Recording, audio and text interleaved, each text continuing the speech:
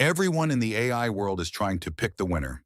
NVIDIA or AMD, custom ASICs or merchant GPUs, SK Hynix or Samsung on high bandwidth memory. Billions of dollars are riding on which chip comes out on top. But here's a question almost nobody asks. Whoever wins, how does their chip actually get out the door? Because before any AI processor or memory stack can ship, it has to be tested, proven to work at full speed, at full power, without failing. And the machines that run that test come, overwhelmingly, from one Japanese company most people have never heard of, Advantest. Some analysts have started calling it the ASML of test. The reverse angle bet on AI isn't guessing the winning chip. It's owning the company that tests all of them. So what does Advantest actually make? Automated test equipment, ATE for short. After a chip is designed, fabricated, and packaged, it isn't ready to sell. It has to be plugged into a tester that runs millions of patterns through it in seconds, checking every function, measuring speed and power, catching the dies that don't make the grade. Think of it as the final exam every chip has to pass. And here's why it matters for AI. There are really only two ways to get an AI chip. You buy one from NVIDIA or AMD, or you design your own, the way the big hyperscalers and companies like Broadcom and Marvel now do. But both paths end at the same place, the test floor. Advantest is the dominant supplier there. It holds roughly half of the entire test equipment market, about 2/3 of the market for the SoC testers that AI processors run on, and it leads in the memory test that every HBM stack passes through. Together with its rival Teradyne, it's a near-duopoly. The two control around 80% of the market and over 90% at the very high end. Four things make that position pay off in the AI era. Battleground 1. Test is a choke point, not a checkbox. You might assume testing is a commodity. Buy any machine, run the chip, done. It's the opposite. A modern AI accelerator has tens of billions of transistors, thousands of high-speed connections, and runs hot enough to need its own cooling just to be tested. Getting that right takes a platform that's been refined for years. Advantest's flagship is the V9-3000. Teradyne's is the UltraFLEX. Once a chip maker builds its test programs, its handlers, and years of correlation data around one of these platforms, switching is enormously expensive and risky. You'd have to reprove that your chip is good all over again. That lock-in is the moat. It's why this market consolidated into two players and stays that way. Advantest spent years in a major acquisition, buying Verigi back in 2011, to win the SoC side of it. The payoff is simple. When AI chip volume rises, the orders don't get spread across a dozen suppliers. They flow to the same two companies, and disproportionately to the leader. Test isn't where you save money. It's where you find out whether you have a product at all. Battleground 2. And this is the heart of it. Test intensity is exploding. It's not just that the industry makes more chips. Each AI chip needs dramatically more testing than the chips before it. The dies are enormous. They run hot, so they need precise thermal control while they're being tested. They have thousands of ultra-fast data lanes that all have to be checked.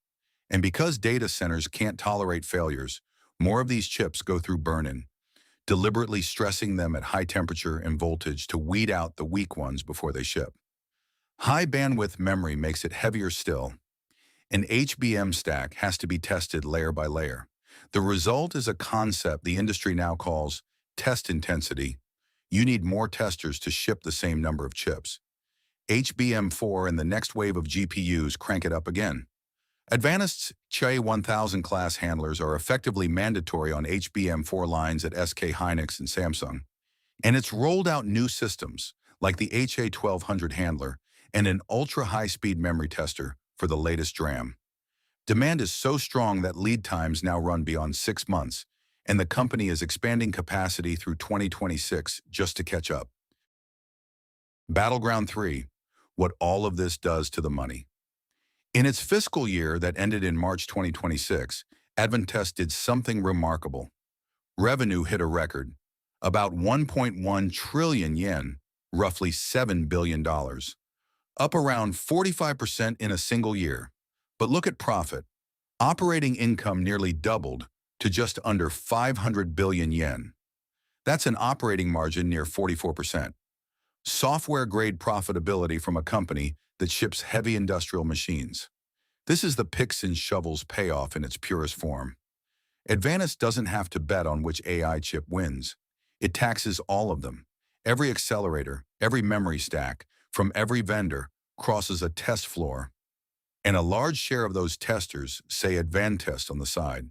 The company has guided to yet another record year ahead.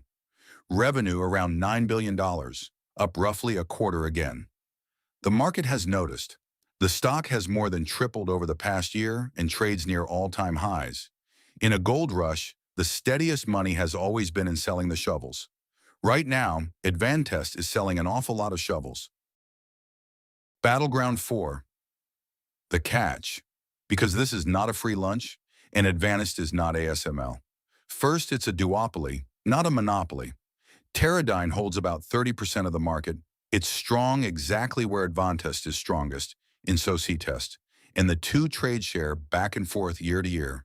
A credible second source caps your pricing power in a way ASML, with no EUV rival at all, never has to worry about. Second, this business is brutally cyclical. Test equipment is capital spending, and capital spending booms and busts.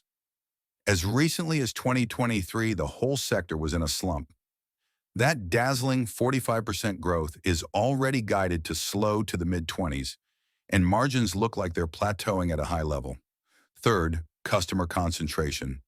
Advantest sells to a short list of leading-edge chip makers, memory makers, and the outsourced assembly houses. When any of them pause spending, orders fall fast. And fourth, the stock. It's more than tripled in a year. A great deal of good news is already priced in, and these shares drop hard on any hint of a slowdown or a cautious word from a peer like Teradyne. So here's the verdict. And as always, this is industry analysis, not investment advice. The picks and shovels logic genuinely holds. You do not have to know whether NVIDIA, AMD, a hyperscaler's in-house ASIC, or one of the HBM makers comes out on top. Every one of those chips ships across a test floor, and that test floor is dominated by two companies, with Advantest in the lead. Better still, the test layer can grow even when any single chip maker stumbles, because test intensity keeps rising no matter whose architecture wins. That's the bull case in one sentence. Whoever wins AI, the testers get paid. But the bear case is just as real, and it's the part the excitement tends to skip.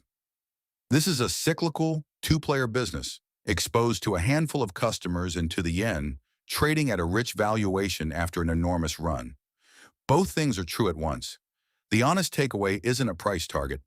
It's that test has quietly gone from an afterthought at the end of the line to one of the real choke points in the AI supply chain. And Advantest is the clearest window into it. The machine is indispensable. The stock is not the same thing as the machine.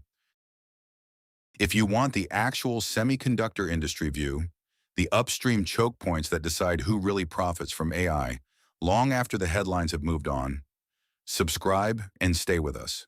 We follow the money in the machines all the way up the supply chain, one company at a time. Thanks for watching, and we'll see you on the next one.